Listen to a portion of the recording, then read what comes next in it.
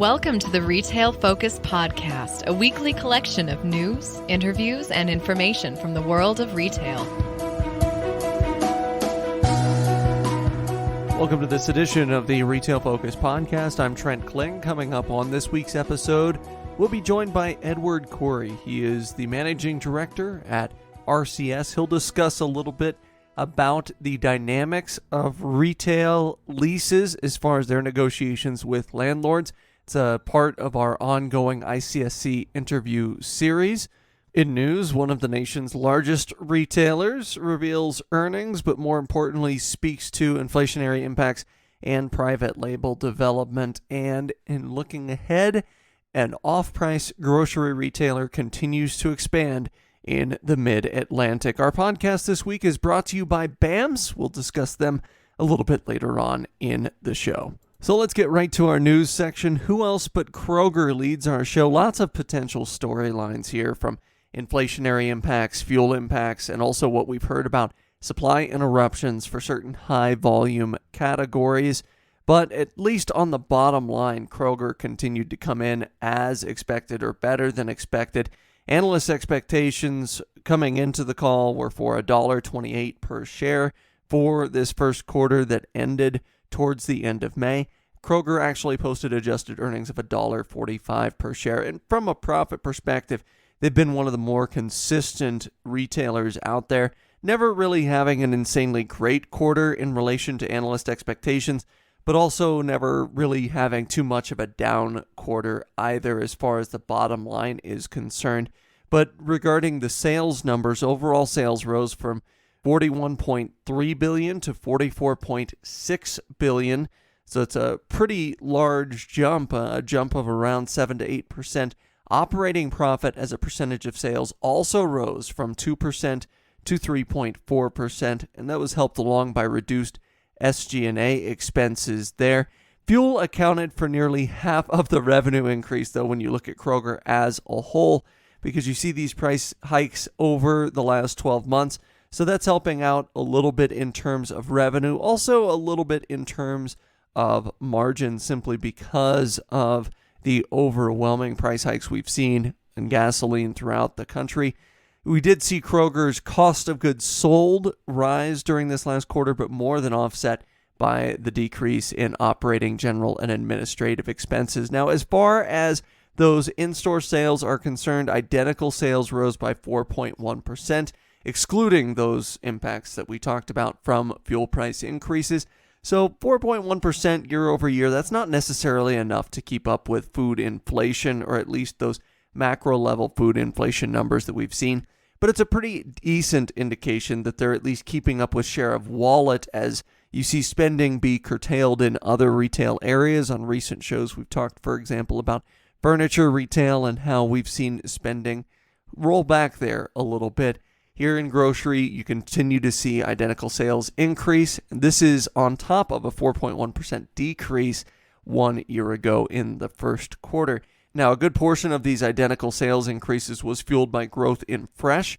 The fresh categories continued to increase for Kroger. Comp sales for that category rose by 5.2%. And it seems like this is a broad trend. Albertsons and Walmart lately also seeing continued sales increases in fresh. And some of this can no doubt be attributed to protein inflation, where in meat and dairy in particular, you're seeing prices rise. But retailers are still making the argument that habits have developed during the pandemic regarding more home preparation of meals, and those habits appear to have stuck around to some extent. This is something leadership talked about a little bit later on in the call during the Q&A. Also, Kroger's private label sales grew by 6.3%, so outpacing other products and outpacing those name brand products, if you will. So therefore, you've got a higher percentage of overall sales for Kroger coming from private label products. 92% of households shopping at a Kroger store during the first quarter purchased at least one private label brand during the course of the quarter. And again, this is somewhat of a test of what you want to see from the current climate and what you want to see from these numbers. You could come away from this thinking that this is a circumstance where customers are becoming more cost conscious, so they're trading down, they're operating more in private label products. Or maybe you could look at this and see that Kroger is just doing a great job in private label development and marketing. Now, the real answer, as so often is the case, probably lies somewhere between the two. Kroger's probably doing a very good job in terms of private label development and marketing, just like Albertsons has been doing, and also people becoming a little bit more cost conscious. But the numbers in terms of comp sales, in terms of those fresh sales and private label sales going up, allowed Kroger to boost their full year forecast to reflect comps increasing during the course of the year by 2.5% to 3.5%. So overall, a positive when you look at comps for Kroger. Now, regarding inflation, that hot button topic everyone seems to be talking about, Kroger is seeing a change in shopping habits. And as we alluded to with produce sales, they're seeing evidence of customers cooking at home more often once again. So you saw a wave maybe of customers returning to restaurants. Now with some of that pricing pressure, now with wage inflation as well, you're seeing some of those customers of Kroger return to not only shopping in store for these products, but prepping food at home more often. And this is borne out both by sales numbers and in their discussions with their biggest customers. However, they caution that customers aren't necessarily all reacting in the same way to the current environment. Some households have been affected in different ways. So they said, basically, you can't look at this and saying, well, everyone is trading down because they're cost conscious, because they have been seeing business flow to their premium private label products. Murray's cheese sales, probably chief among them. Those have remained robust, and their upscale private selection brand also continues to draw customer attention and improving sales year over year. But at the same time, you have kind of a barbell effect because the low-end private labels have seen a similar boost. Certain households currently very budget conscious, and one of the reasons that Kroger saw digital coupon downloads increase by 11% during the quarter as well, which is important for Kroger because that's one of the ways they can drive non-traditional revenue is by driving traffic to the app. So the more coupon downloads you've got in that digital platform, the more that they can turn that into residual income later on down the line. Supply chain for Kroger, also an issue. It was noted insofar as gas prices are concerned, definitely headwinds exist for Kroger and diesel fuel costs. I don't think anyone would be surprised at that. But some of these headwinds have been mitigated internally by cost controls because Kroger owns a lot of their own fleet. And so as a result, they aren't having to bid out work with third parties. This has resulted in Kroger being able to keep costs down somewhat, even though you do have spikes in fuel prices. Payroll-wise, they expect fleet payroll, but also in-store wages to continue to increase throughout the course of the year. And part of this is due to cost of living increases for retained employees. And there's good news here for Kroger on the staff front.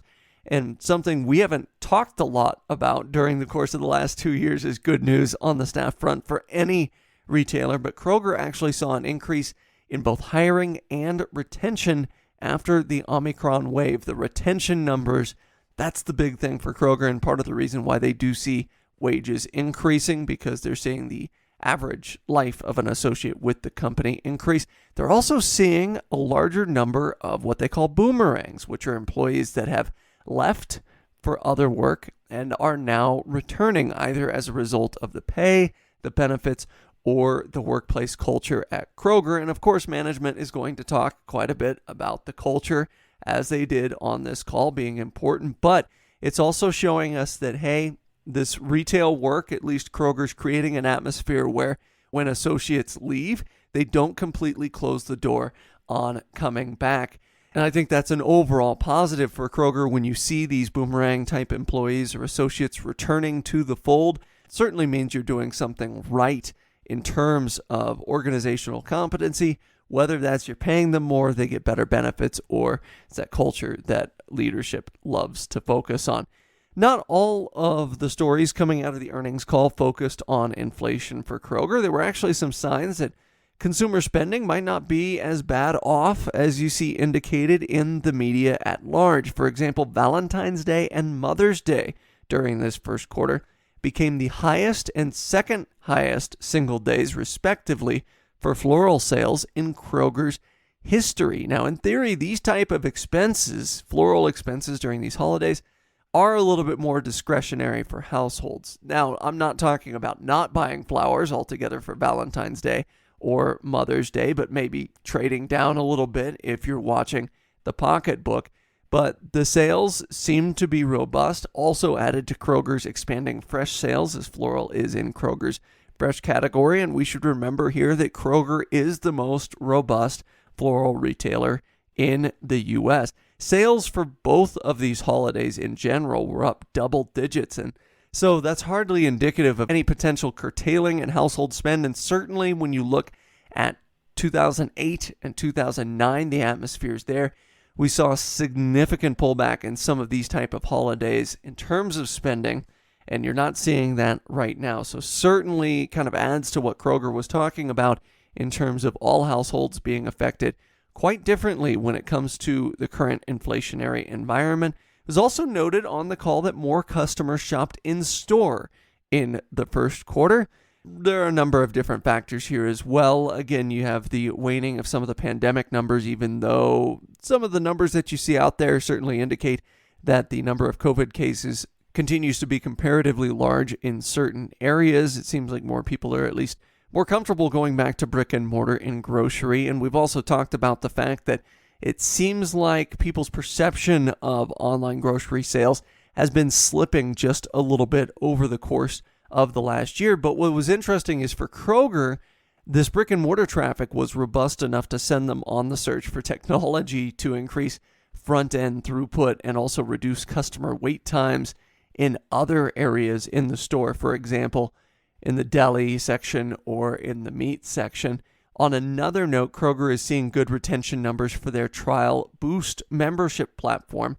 This has more to do with those digital sales and the delivery sales. Members of the Boost platform can get unlimited free delivery on orders of $35 or more. They also get double fuel points on purchases, but they've seen such good retention numbers with that program that they are now rolling it out nationwide over the next few weeks. It had been in a trial stage in a handful of different markets throughout the U.S. up to this point. So overall, you are seeing some increased retention as far as that delivery proposition is concerned, but it seems like customers more and more flocking back to those Kroger physical stores, and so Kroger is having to adjust to that, both with in-store technology and ensuring associates are deployed in a correct manner. They actually have a newer scheduling platform. They brought in a third party to assist in terms of associate scheduling. And by the way, they also credited that as helping employee retention and matters of employee retention. The scheduling is a little bit more predictable and puts it a little bit more in the hands of the associates than it was previous to the technology adoption. Finally, Kroger was able to keep up with their recent brisk pace of private label product rollouts. They launched 239 new products during the quarter. Sounds very familiar, as Albertsons always parades their numbers in terms of private label products that were launched during any given quarter. Many of these for Kroger were spring or summer seasonal oriented as they begin to roll out a larger rotation of seasonal products in their private label categories. And these rollouts were also concurrent with their end-to-end fresh produce initiative. They credited that for driving produce sales, but in all honesty, again, the customer-facing aspects of this program aren't immediately notable to a lot of shoppers, so this may be optimistic attribution there. So in all, I think what you're looking at with Kroger is an atmosphere where customers continue to open their wallets, their pocketbooks, their purses, etc., at grocery stores. You see spend increasing, maybe not as much as inflation, but it certainly does seem that people setting aside money for groceries more than any other category currently. And you're also seeing, as much as this negative talk floats about regarding inflation and regarding households being pressured, again, you're seeing trading up in certain circumstances. This business that Kroger's been doing with Murray's Cheese of late is a great example of that. Also, the Valentine's Day and Mother's Day shopping, a great example of that as well. So a couple of things to keep in mind, and I think a few things to be optimistic about if you're looking at the retail landscape in general. Now, coming up after this break, we will be joined by Edward Coury, once again Managing Director of RCS. We'll talk about the dynamics of retail leasing in this current climate. And yes, we'll talk about inflation too, both as it pertains to maintenance for these retail stores and as it pertains to ongoing negotiations as far as who pays for taxes and insurance. All that right after this.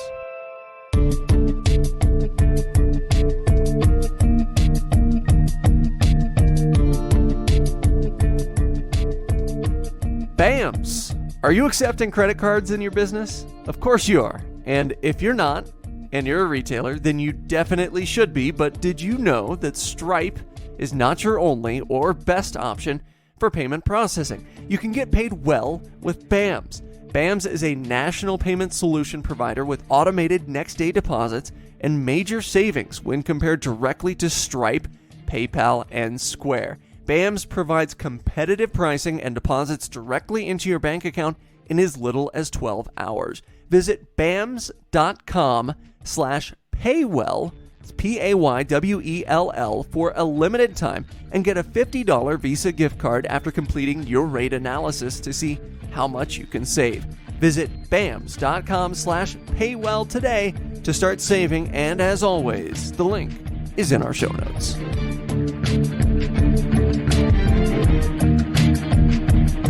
In the first installments of our ICSC interview series, we've discussed a bit about how some markets go about attracting retailers to their area, but the leasing process is sometimes more complex than people might think. We've heard a lot about how landlords and retailers have become partners a little bit post-COVID, but what does that look like in practice when it comes to negotiations, especially when a retailer has been in a spot for some time? Here to discuss in and outs of retail leases and negotiations is Edward Coury, Managing Director at RCS. Ed, welcome to the show. Nice to be here. Thanks, Trent. First, could you share with us a little bit about what RCS does as an organization? Sure. RCS has been in business for about 40 years. We represent retailers across the U.S. and Canada. We do everything from portfolio management, which includes existing fleets, to growth and development, to restructuring. We've done distressed retailers as well, extremely healthy retailers grow and reorganize their business in the U.S. And the last few years have been pretty robust in both categories. All right, so for our listeners out there that might not know a bunch about what retail leases might look like, in the current landscape, what do landlords, retailers look at as far as key points by which you might evaluate or negotiate a lease? Well, I think everybody's looking for a good commitment to the other party. So as a retailer, we're looking at the quality of the developer and our reliance upon their commitment to their own properties. We're looking for the quality of the center that they're in, the demographic match to our clients' particular customer base. And then, because most of these terms are 10 years or potentially longer, we're looking for a long-term horizon as we measured against our risk. I think developers are looking at creditworthy tenants. They're looking at tenants that are relevant in today's market. They're looking for people who will produce a business per foot basis or just a gross basis that warrants where they're trying to take their center. Most landlords want to increase sales per square foot by bringing in new tenants. At the end of the day, they're looking to enhance their tenant mix in line with their vision for the property. So if it's a grocery store anchored center in a high income area, they're looking for tenants that will complement them. If it's a mall that's in a blue collar area, they're looking for tenants that will complement that particular type of demographic. So again, I think they're looking for tenants who match up with their vision for the property, taking their centers, malls, or strip or lifestyle in the direction that they want to take the project. All right, so we've talked a little bit about what tenants are seeking, what landlords are seeking in terms of maybe that match. But once they find a match, once the retailer finds an appropriate shopping center, once that shopping center owner or property manager finds the tenant that's going to add to their mix, when it comes to negotiating the leases, obviously landlords are going to want high rents per square foot. But what are some things, maybe some sticking points in terms of lease negotiations currently where maybe landlords and tenants are looking for particular things here? Well, I think the smart retailers are looking to mitigate risk. Our clients are willing to share in the upside, but they want to be protected on the downside. So we've gone through, 2021 and the first quarter of 2022 were bumper crop years in terms of the business for most retailers. We had a lot of stimulus in the economy. We had a lot of pent-up demand. We had a lot of limitations on how people could spend their dollars, and that tended to go into retail. So we're looking at, healthy balance sheets for a lot of retailers and great trends and great comps for sales. But the retailer community doesn't believe that's going to continue, or at least they won't say they believe it's going to continue. And I think that's proving out as we've seen some sales come out. So retailers want to mitigate risk. They'll share in the upside. That isn't traditional. So percentage rent is becoming a bigger component of the negotiation, and low or lower gross rent floors. So as the tenant's business goes up, the landlord shares in that. And as you mentioned, landlords are trying to maximize their rent stream. So they're looking for the highest rent per square foot. They're a little bit less creative on what percentage rent will mean to them. They always have to balance that against their banking relationships, the impact that a gross percent lease or a gross percent with a low floor could mean. So landlords have less flexibility, I think, than retailers do in the negotiation. And then the other thing I think that's come into play is that the capital side of the equation is more important than maybe it was 3 years ago. So the capital side, as again, retailers try to mitigate risk, they want more capital from landlords to build their stores, that contribution. In addition, the construction costs, as we're all aware, have increased dramatically over the last 2 years. So what cost $100 a foot 2 years ago might be $140 today. So just the basic balance sheet needs of building a store and putting together the right economic package for a retailer are vastly different than they were pre-pandemic. And if the developer understands that, then that probably makes for a more successful negotiation. Now, you make a great point in that obviously construction costs have gone up, and so looking at some of those capital improvement dollars kind of up front is something that both parties are willing to negotiate on. I'm also curious as far as common area maintenance, or as some people know it in the industry, CAM, because we've seen property management costs go up, even costs like janitorial and other things are going through the roof. So how much does CAM factor into the course of the negotiations, knowing that it seems like costs are rising with no end in sight? It's a huge issue, I think, for both parties, because we've got the retailer side, you've got wage inflation, which has been real, and you're right on the developer side, they're experiencing the same things and have to manage. Both parties have to manage their budgets appropriately. I think the days of fixed increases at 5% for CAM are gone. That's going to be a hotly negotiated item on both sides, and it's probably the bigger issues that we're going to face in terms of sort of the small part of the deal, which you don't often think about CAM and taxes going up by 8% or 9% a year, but that's quite possible given today's inflation. So that's a big issue. I think the new normal will be 5% increases on CAM and insurance.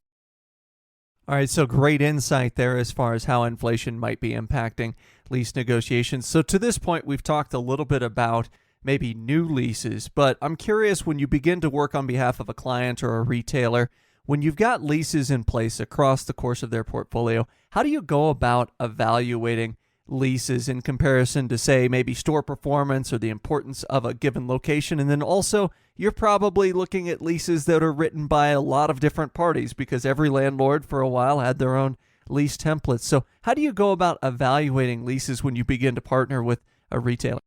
That's a great question. I think that not only do we see a lot of different leases and landlords, we see a lot of clients, and each one of them has a certain financial metric they put forward to us to negotiate. And I think that's the baseline, is that you have to establish the notion that you would stay in a flagship mall, if you will, or a AAA mall and lose money or not meet a particular percent of sales EBITDA, I think are gone. So when we look at a portfolio, we try and be very smart about it. Say, if our operating costs not be more than 10%, that's our number across, as an average across the board with, maybe a variance of 2% to the up and 2% to the down. I think most retailers are very disciplined and are willing to close stores that aren't profitable and are willing to close stores that make the metrics.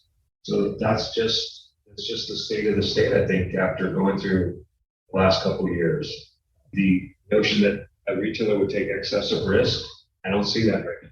So we talk a little bit about the downside of it, maybe if a retailer is underperforming in a certain location. We'll talk a little bit about that here in a moment, but there are also circumstances, and we see with certain retailers that are out there that are looking to expand their square footprints in certain locations. Certainly this is something we've seen with Dollar General and their pop shelf expansions, other retailers also fitting the bill. And I'm curious what the general process is when a retailer out there maybe targets a particular location. They say, hey, this is well performing. We actually want to expand. What might the dialogue be like with the landlord, provided that the space to expand is available?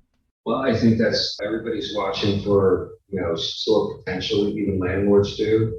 So if the store is, doing $2,000 a foot when $1,000 a foot is the average, and they come to the landlord to expand, that should be a mutually agreeable discussion. And as long as no party gets greedy, that should be something that can be put together. So that tenant says, my operating costs are, I have a little room in my operating spend, but I need another 25%. That should be a reasonable negotiation.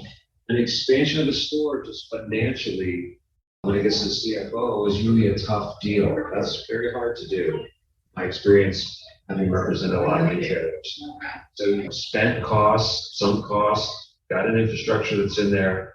The capital spend is a big deal. And the retailer has to get a return on their investment as well. So it is not easy to expand a store in place or in the same shop. So you really have to have a willing partner on the landlord side to make the economics work. And then let's go back, talk about maybe an underperforming location. When you look at a retailer, they're evaluating locations. They might say, well, sales per square foot or sales for this market are less than what we would desire. We've thrown everything at the wall. Nothing is stuck. When a retailer decides upon leaving a particular location, what are some considerations they have to have in the back of their mind as maybe an exit strategy, so to speak? Well, I think everybody's going to look at sales transfer. So if you're closing a store in a market, are the sales going to transfer to other stores? I think you also have to consider your internet sales. How is that going to affect your online business? So that is part of the considerations. Obviously, you care about the customer that you have built, even if the build may not be as robust a population. You've got to consider them. So those are the things you start to think about without getting into the operation side of where do the employees go when you shutter a store. But, sales transfer, your impact on the e-commerce. Do you come back and re-enter the market in a different location? Did you just pick the wrong real estate when you did the deal initially? So that's a repositioning. So those are the three big things I think they've got to consider. Ultimately, you also have acquisitions and banking arrangements that might also come into play where you can't go, where you have store count thresholds you need to be cognizant of. It's a little complex at that point, probably not the first thing the real estate guy thinks about, but CFO and the CEO are. So you've got to manage a store fleet size. You mentioned the idea of sales transfer once you've decided upon closing a particular store in a given market. And I'm curious, we've talked to this point about inflation when it comes to construction costs, inflation when it comes to common area maintenance, but also we've seen incredible spikes in gas prices recently. Has that entered into the discussion as far as retailers are concerned when they look at a map and say, well, maybe we can transfer sales to this location or this location, especially when you're closing a location in a mid-sized market? Are retailers maybe a bit more cognizant that people don't want to travel as much? I think they're cognizant of the impact of rising fuel costs on it. So do they get that granular? I can't really say. A lot of the sales transfer forecasting is an analog that's done by outside firms to help them figure it out. And it's still, at the end of the day, a bit of a guess. So factors like the cost of fuel could be a variable that impacts sales transfer. Definitely could be a variable. That's pretty granular, and I don't think most of our clients wouldn't think of it that way. Understood. And I'm also curious about, you mentioned re-entering a given market. Let's say a retailer maybe has moved out of a market or been out of a market for a few years. They're seeking to re-enter the market. What are some considerations amongst clients that you've worked with just in terms of re-entering the market, making sure that that real estate is correct this time around? Yeah, that's a very big deal, and you can imagine that that was a painful discussion when you close the store and then you're going to go back in. But at the end of the day, they have to look back at why they closed that store, period in time when they closed that store concerning their business, like were they a healthy company, was their product resonating? So many stores get closed when retailers are not doing well, not just in a certain market, but maybe just generally. So the lowest performers get cut by default. As their business gets healthy and they get back to being successful, returning to a market that they were in before and getting all the partner buy-in internally, especially the finance team. Once they do that, then I think there's additional focus on not only the type of real estate, making sure it's appropriate. They're going to think back at what made them close before. What was wrong about their prior location, if it wasn't the product or wasn't the team. So they're going to be very thoughtful about that. And I think the other thing, quite frankly, is re-entering a market that you closed. If you're risk adverse on a market you love that's new to you, you're even more risk adverse. I think personally, this is what our clients would suggest, re-entering a market, because making the same mistake twice doesn't sit real well with anybody. So that probably means, a different economic paradigm. And the deal terms probably reflect that as well. So now I want to turn our vision towards the future. You mentioned certainly things like rent based on sales as an example of things we're seeing more of. Over the next 3 to 5 years, what do you anticipate that we'll see more of in terms of inclusion in those retailer leases? I think most of our clients, and I think this could become more pervasive, want a single gross rent that they pay. And that is versus a percent of sales. And if it's 12% is their number, if that's their threshold of pain, then I think that's what that's the model they're going to run with. I'm not saying that landlords are buying into it completely. Some are. And I believe that's the way of the future. And maybe it's a modified gross rent where taxes are pulled out. But for the most part, the landlords are pretty smart. They can figure out what their gross rent is and what they need and combine 3 numbers: taxes, CAM, and rent, and insurance. Pull out taxes and give the retailer a round number. And so this is it versus 12% or 10 or 15 or whatever the number is. That seems to make the most sense to me for our clients. And as a former landlord, provided you're starting at the right spot, you now have upside that you probably didn't have before.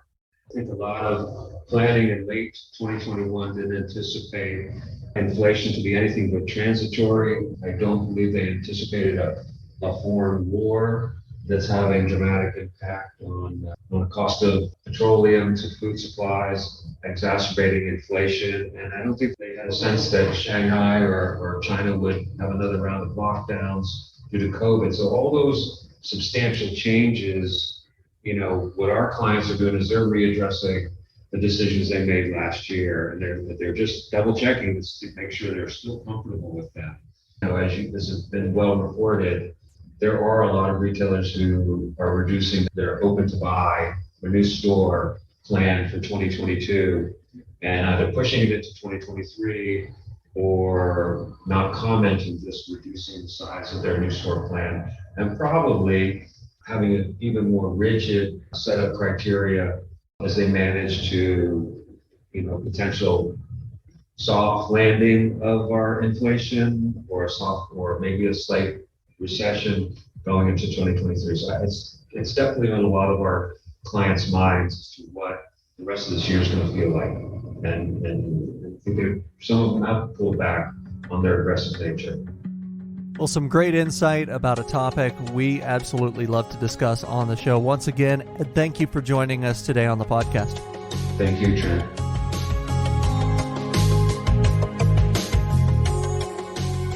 As always, we may have a position in or against companies we discuss on the podcast.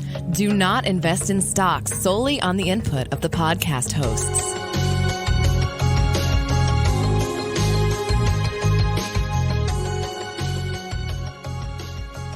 Well, we thank Ed for joining us. It's always a fascinating conversation to have regarding the relationship between tenants and landlords. Something we heard over and over again at ICSC was the fact that this relationship between tenants and landlords has become more of a partnership than it has been an adversarial relationship after COVID.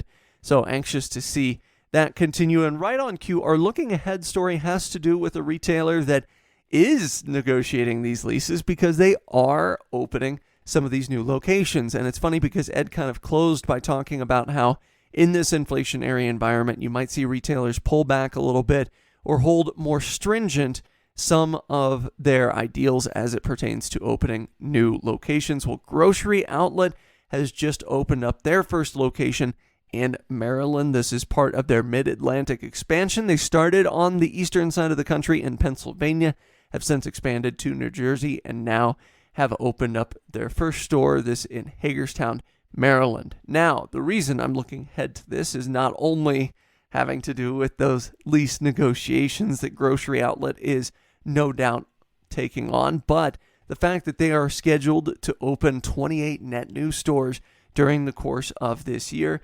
And we talked in the first segment about how certain customers, certain households becoming more and more cost conscious, more price sensitive. This sets up very well for Grocery Outlet to have a successful 2022, at least in comparison with other retailers. So the reason I'm looking ahead is Grocery Outlet, their expansion plans have been pretty reasonable, usually every year opening anywhere between 20 to 40 new stores, so growing their operations by about 5 to 8% every year. The reason I'm looking ahead here is, do they begin to ramp that up if the current environment were to persist? Ultimately, you see a chain here that, if you've listened to the show at all, Leighton and I are big fans of Grocery Outlet. Their overall concept is well done. It's well executed.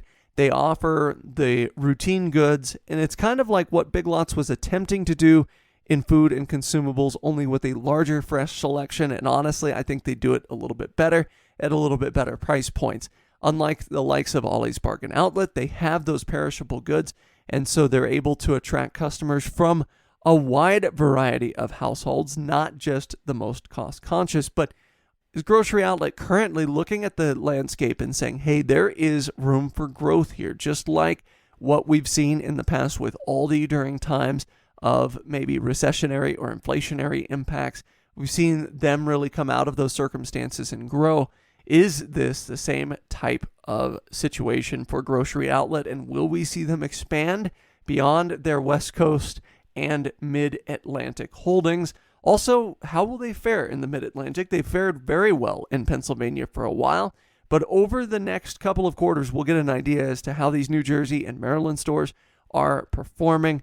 They have around 10 stores planned, new stores, I should mention, for this particular area of the country. So we'll get a nice view into that. And at what point, if any, do they decide to attack the middle of the country? Some markets in the middle of the country are wide open as far as the potential for an off-price grocery retailer that carries a lot of name brands, which is a differentiator for Grocery Outlet when you compare them to the likes of maybe Save-A-Lot or Aldi or Lidl.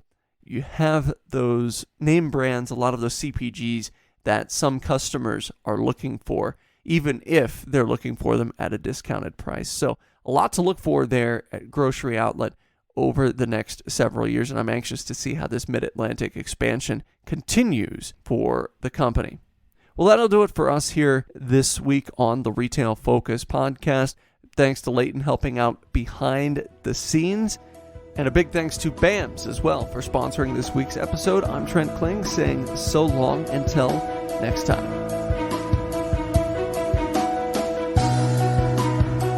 This has been the Retail Focus Podcast. For more, visit our website at retailfocuspodcast.com and subscribe on iTunes or Stitcher. Follow us on Twitter at Retail Podcast.